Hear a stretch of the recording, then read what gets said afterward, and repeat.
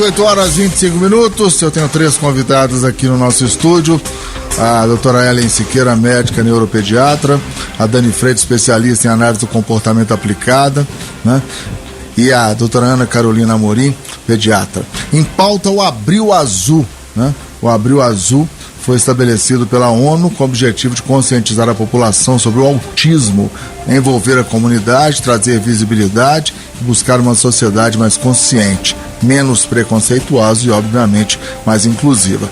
Só para que você, ouvinte, tenha uma ideia, segundo a Organização Mundial de Saúde, OMS, cerca de 70 milhões de pessoas têm autismo no mundo. A parcela significativa da população. Deixa eu começar então com a doutora Ana Carolina Amorim. Bem-vinda, tudo bem? Obrigada, Estevam, pela oportunidade de estar aqui falando de um assunto tão importante que é o autismo. Pois é, e é interessante porque nesse arco-íris que vem caracterizando as mobilizações, chegou a vez do azul, né? Por que o azul relacionado ao autismo? Porque os dados anteriores mostravam que a prevalência do TEA era superior em meninos do que em menina. Os dados mais antigos mostravam para cada 4 meninos diagnosticados, uma menina. Mas isso vem mudando com o tempo. Então... E aí foi a caracterização... o autismo tem um diagnóstico essencialmente genético, mas ele pode ser influenciado por fatores ambientais externos, sim. Por exemplo? Intercorrências durante a gestação, uso de medicamentos e exposição aí a drogas, álcool, enfim, e idade materna e paterna também né? São contribuintes. Começar também com a doutora Ellen Siqueira, médica neuropediatra. Tudo bem, doutora Ellen? Bem-vinda. Tudo bem, muito obrigada por essa oportunidade mesmo. Acho que a gente precisa de espalhar a informação mais de qualidade, né? Todo mundo hoje em dia já ouviu falar de autismo, já tem um primo, tem um vizinho, tem um aluno, tem alguém assim autista na família ou conhecido, mas ainda não se tem tanta informação de qualidade. Então agora o próximo passo é esse, né? A gente já conhece, todo mundo já meio que ouviu falar, agora a gente tem que saber realmente os detalhes e como tratar melhor essas pessoas, né? Então deixa eu aproveitar o gancho que a senhora me dá. O que é informação de qualidade? Quais são os principais mitos? Então, existem muitos e muitos mitos. Um mito é esse mito que vou entrar no azul aí, no Abril Azul, que é um mito que o autismo só acomete meninos. Então, realmente, existe uma estatística que meninos são muito mais acometidos do que meninas. Então, a estatística anterior, que nem a Carol falou, é de 4:1. Agora, a gente está realmente mudando essa informação. Parece que mais meninas são diagnosticadas. E meninas e mulheres têm uma tendência maior de fazer o que a gente chama de camuflagem, que é meio que mascarar, assim, o que elas têm das características de autismo. Então, por isso, elas são menos percebidas. Então, esse é um mito bem importante. Não são só meninos. Meninos são, sim, mais afetados, mas também tem muitas meninas, muitas mulheres que têm diagnóstico também de autismo, né? Esse é um dos principais mitos que a gente vê aí no dia a dia. E é importante a gente saber que o autismo é um espectro, esse é o segundo mito que eu diria, que o autismo é um espectro muito grande. Então, tem autistas que falam, tem autistas que não falam, tem autistas que têm comportamento agressivo, tem alguns que não. Então, esse é um outro mito. Cada um é de um jeito. Isso é muito importante, porque esse que eu queria perguntar antes de conversar com a Dani Freitas. São vários graus, né? Vários graus de autismo, né? Você, inclusive, é mãe.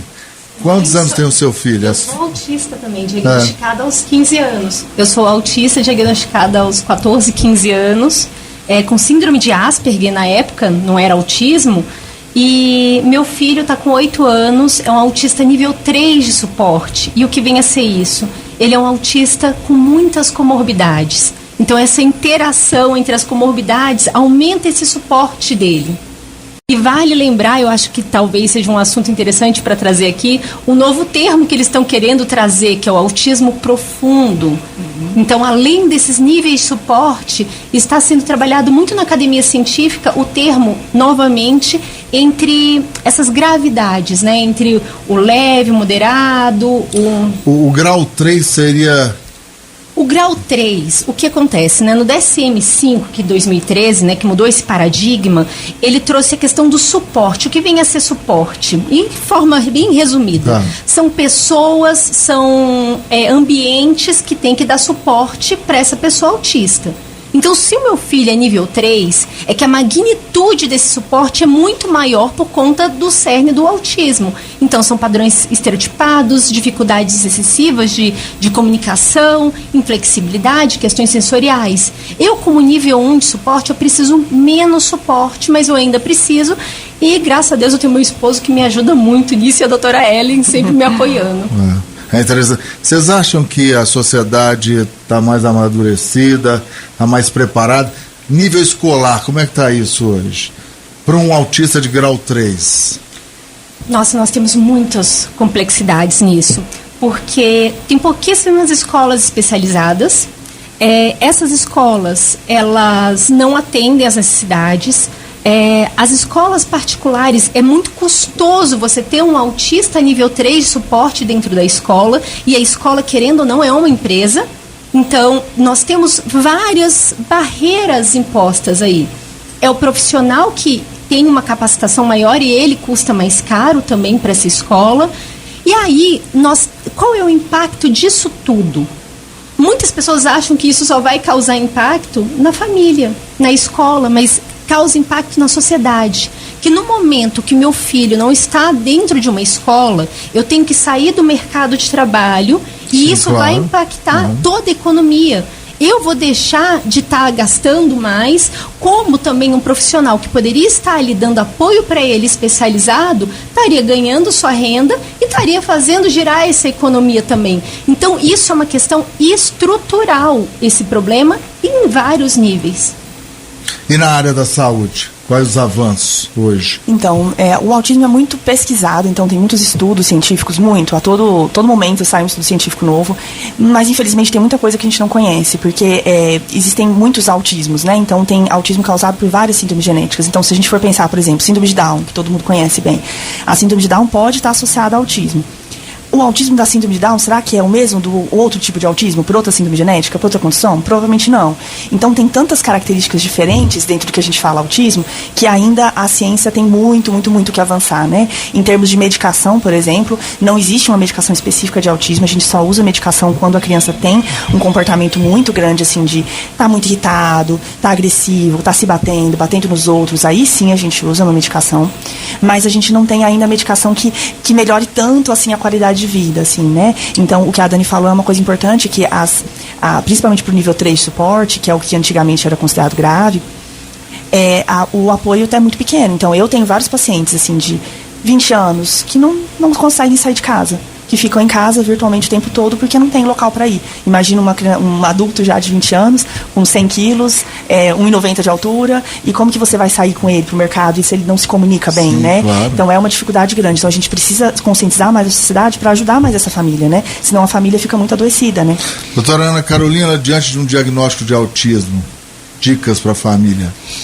Acolher essa família é fundamental, porque quando você recebe um diagnóstico, a família fica ali um período de luto, e explicar que o problema não é o autismo, o problema é a desinformação, e que a gente não pode perder tempo. Então, intervenção precoce é fundamental. Eu, como pediatra, que estou ali no Centro de Desenvolvimento Infantil, não posso esperar para poder estar encaminhando esse paciente para a intervenção. Todo mundo acha que é um dos mitos também, que o autismo é apenas acompanhado pelo neuropediatra, pelo psiquiatra infantil, e não, a gente tem que quebrar essa barreira. Existem pediatras, clínicos médicos, médico de saúde da família, enfim, todas as especialidades que podem fazer esse tipo de acompanhamento. E você fez uma pergunta anterior, que eu acho que o caminho é a capacitação.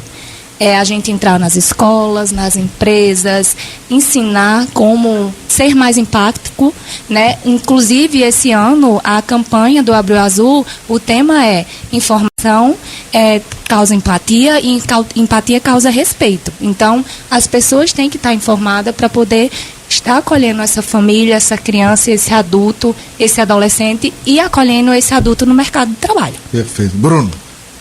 Doutora Ana, doutora Ellen, é possível identificar esses sinais nos primeiros meses de vida? Sim, a gente já tem alguns sinais e sintomas ali nos primeiros meses de vida, e desde que identificado esses sinais, estar encaminhando o mais precocemente possível. quais podem ser esses sinais. Uma criança ali hipotônica, uma criança que tem dificuldades motoras, dificuldades no rolar, no sentar, no engatinhar, no ficar de pé. Crianças que fazem movimentos repetitivos com as mãos, crianças que, quando você chama muitas vezes, não respondem pelo nome. Crianças que começam a andar e começam a andar ali na pontinha dos pés, entre outros sintomas. Acho que a Ellen também pode falar outras.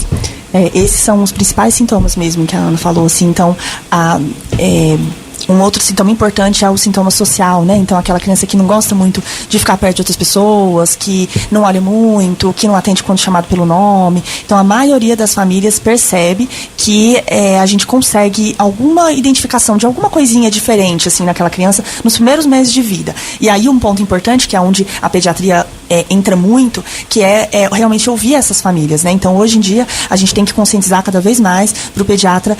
O pediatra pode identificar um sinal precoce de autismo e já encaminhar a criança para uma avaliação e principalmente para uma terapia, né? Então isso é bem legal, a gente não tem que esperar, né? Antigamente tinha essa ideia de que vamos esperar o tempo dele, daqui a pouco ele vai desenvolver. Hoje não. A gente o primeiro sinal assim de atraso, você já vai para terapia, já vai para intervenção. Tirar da cabeça aquela frase que cada criança tem seu tempo. Exatamente. Tem que tirar isso aí da cabeça. Desconstruir isso.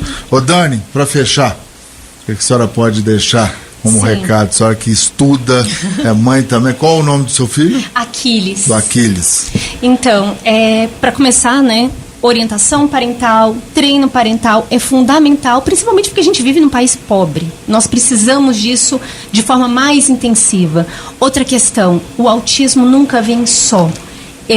Raramente você vai ver um autista, mesmo nível de suporte, que seja só autista. Eu sou autista, TDAH, e eu ainda abri quadro para transtorno de pânico. Isso é muito comum.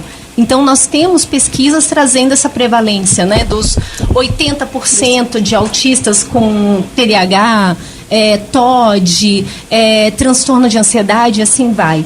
E isso é ao longo da vida. Então, é um autista que começa ali nos primeiros momentos de vida vendo um autismo, depois de um tempo se verifica um TDAH, vai crescendo, talvez abra quadro para uma bipolaridade, talvez para uma esquizofrenia, e aí vem o treino parental e profissionais capacitados para acompanhar ao longo da vida, porque transtorno, honestamente, é a gente sempre minimizar esses danos, é a gente melhorar essa qualidade de vida desse indivíduo e de toda a família. Muito obrigada. Nós é que agradecemos. Dani Freitas, vamos falar um pouquinho antes de encerrar esse livro. Bem legal, assim, eu queria falar um pouquinho sobre esse livro que chama Autismo, com um novo olhar é possível amar. É bem interessante porque ele foi publicado em parceria com o Detran. Então é de uma escritora que chama Aline Campos e ela trouxe essa ideia de que a gente tem que informar outros ambientes. Então tem vários movimentos que a gente faz, conscientização para a polícia, para o Detran, para os bombeiros, para todo mundo saber lidar com essa criança. E esse livro fala um pouquinho de como é o autista no trânsito, assim. Então é bem interessante. Vale a pena a gente conscientizar todo esse público, porque não é só saúde e educação, são todo mundo que vai lidar com o autista, né? No shopping, no mercado, em qualquer lugar. E no seu site tem uma agenda para os pais gratuita, tem um e-book também de autismo também. Isso, que é bem legal, que fala lá um pouquinho sobre o que é o autismo, as informações básicas, assim, né? Como achar vocês nas redes sociais? Eu tô lá no Instagram, no @EllenSiqueiraNeuroped. Dani.acf. E eu, doutora Ana, com 2 N's, Carolina com K, PED. Doutora Ana com 2 N's, Carolina com K. PED. Gente, obrigado, parabéns pelo trabalho. Abril Azul, né, que venha mais consciência, 8h30.